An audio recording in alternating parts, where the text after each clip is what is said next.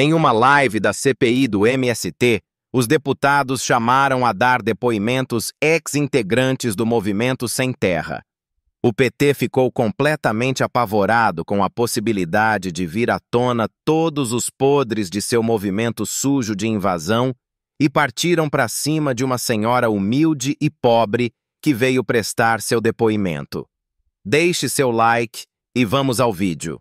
Eu sou Neucilene Reis, fiz parte do movimento dos trabalhadores sem terra, né, de 2016. Eu e meu esposo, no caso, saímos em começo de 2019. Saímos porque éramos, como posso dizer, massa de manobra do MST. E o que a gente apurava era passado para os dirigentes, né? Eles iam lá pegar, passavam no final da tarde para pegar o que a gente recardava, né? Não interessa quanto, mas eles pegavam e na verdade, não era pouco. Eles passavam no barraco da gente, que nós tínhamos que dar ou quantia em dinheiro ou alimento.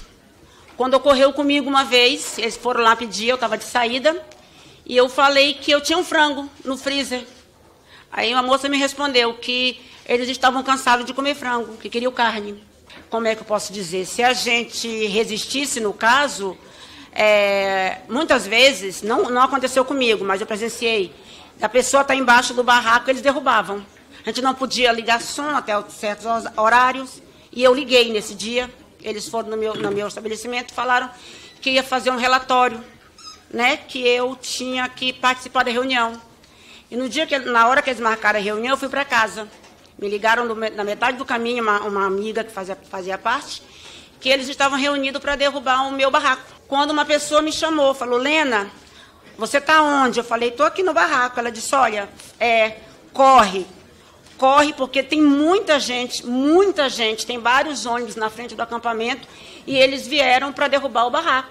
Aí nisso já ligamos para a polícia, aí foi quando os policiais tomaram frente e puseram todos para fora. Quando eles puseram para fora, nós fomos procurar dentro do mato. Achamos vários facões, achamos enxada, achamos foice. E outra coisa, nós não podíamos plantar o que a gente queria plantar, no caso, tipo um pé de manga, uma árvore maior. No caso, teria que ser mandioca, teria que ser alface. Nós não podíamos fazer cerca, nós não podíamos receber qualquer pessoa que tinha que passar pela portaria para saber se podia, se não podia, e outras coisas mais. A primeira questão que eu tenho a fazer, Neucilene, é que você disse que já chegaram a derrubar o barraco com pessoas dentro. Isso é verdade? Como é que aconteceu? Assim, as pessoas estavam dentro do barraco, aí algum grupo se juntava para derrubar com a pessoa dentro? Eles chamavam, como se diz, os frentes de massa. Frente de massa. Aí convidavam, saía chamando as pessoas nos seus respectivos espaços, né? Porque tinha que... Chamavam um grupo de 10 pessoas ou mais pessoas, né?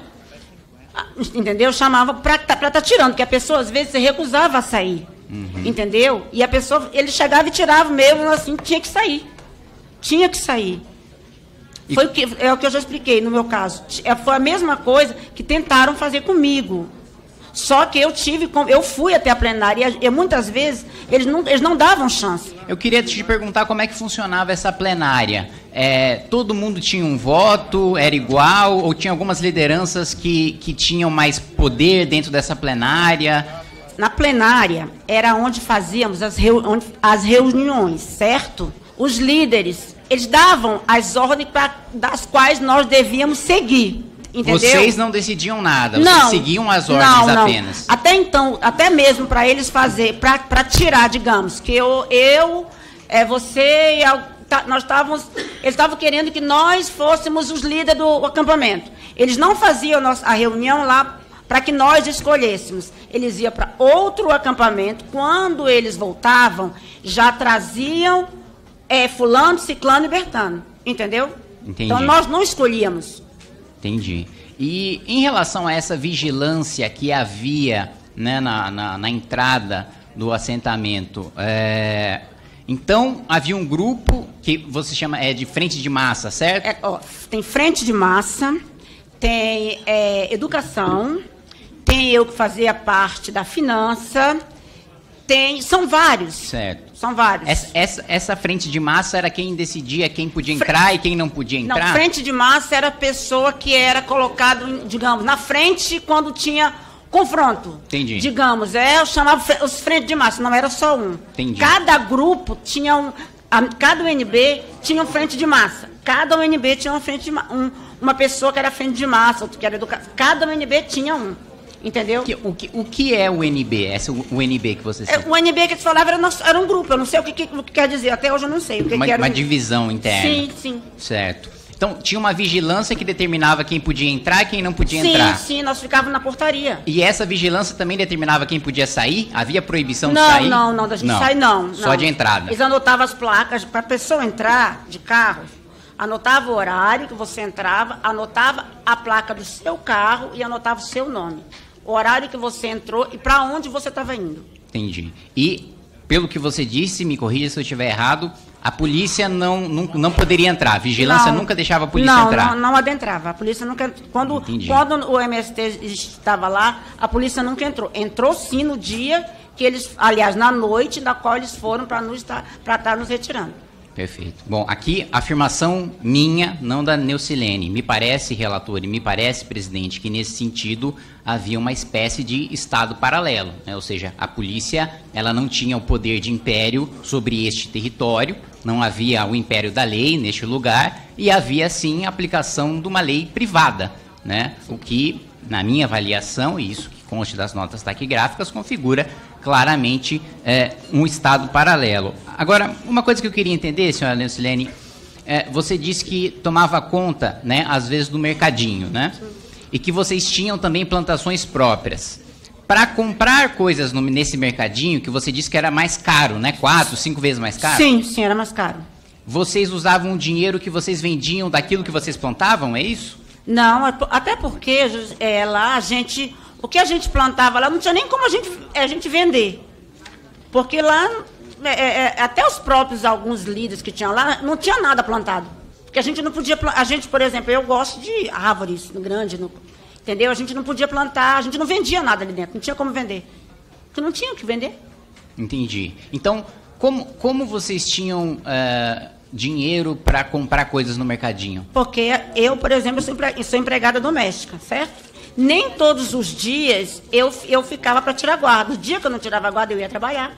E meu marido também. Entendi. E assim as outras pessoas que... Entendeu? Então, todos os momentos que você trabalhava para o Movimentos do Sem Terra era sem receber nada, sem feriado, sem sábado, sem domingo. E para comprar comida, você trabalhava fora... Sim.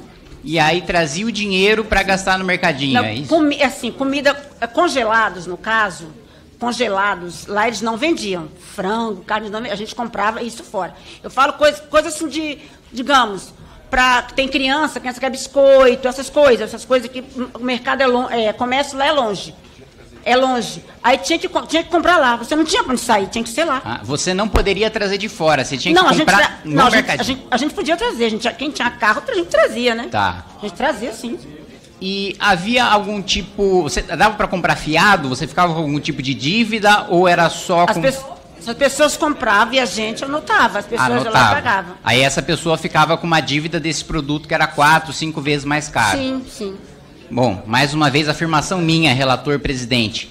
Me parece muito semelhante a um esquema de semi-escravidão, né? O sujeito ficava com uma dívida impagável num mercadinho que cobrava 4, 5 vezes aquilo que era o valor de mercado na mercadoria e depois, né, como maneira de pagar aquela dívida, aquela pessoa não só era obrigada a trabalhar gratuitamente para o MST, como tinha que trabalhar fora para pagar a dívida do mercadinho, né?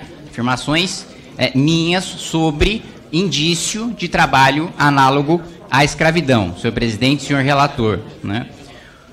Um outro ponto que eu queria colocar vocês não tinham de nenhuma maneira, a possibilidade de melhorar o barraco de vocês era proibido para não passar uma imagem de que vocês estavam melhorando? Era para passar uma imagem de pobreza? Essa era a ideia da liderança do movimento? Sim. Nós já temos aqui indício de organização criminosa ou associação criminosa, um dos dois tipos penais, trabalho análogo à escravidão, extorsão, ameaça. E nesse caso, quando vocês estavam nesse local, no MST, você disse que, me corrija mais uma vez se eu estiver errado, que vocês se sentiam ameaçados, né? Isso era o quê? Uma ameaça à integridade física de vocês? Como é que se dava essa ameaça? O que era dito a vocês? A ameaça deles era que a gente não podia, a gente não podia, suponhamos, a gente não podia vender nada, fazer um mercadinho, a gente no nosso barraco, vender um din-din, uma coisa assim, nós não podíamos, tinha que ser só do mercadinho. E a ameaça era que a gente, se não fizesse as coisas que tivessem que ser feitas, sair, desocupar o espaço. Entendi. E qual que é a justificativa que eles davam para vocês não poderem implantar o que vocês quisessem? Porque a gente estava desobedecendo o movimento. Entendi. Então, de fato, aquela terra, aquele pedaço de terra não era de vocês. Vocês precisavam obedecer às lideranças sobre o que fazer naquele pedaço de terra. Sim. Entendi. Não era nosso. Quando você fala de se sentir ameaçado, você acredita que as crianças também se sentiam ameaçadas? Que havia também esse sentimento ruim ou de terror entre as crianças quando eles faziam esse tipo de aproximação com vocês? Eu creio que sim, né? Porque uma vez me ameaçar, eu tenho netos, né? Me ameaçar, eu estando com meus netos lá embaixo, para me arrancar do barraco à força, meus netos iam ver, uma ameaça, não? Quando destruíam esse barraco com uma pessoa dentro, né? Essa pessoa, com que tipo de ferimento ela saía dessa destruição do barraco? Às vezes não saía ferida. Lesionar, não. Eles tiravam a pessoa de dentro, saía, tirava para fora e os outros iam lá e derrubavam com martelo e tal. Quem senta aqui para falar a CPI tem que estar sob o juramento de falar a verdade, sob pena de cometer crime a imputar aos outros crimes que estão sendo imputados aqui.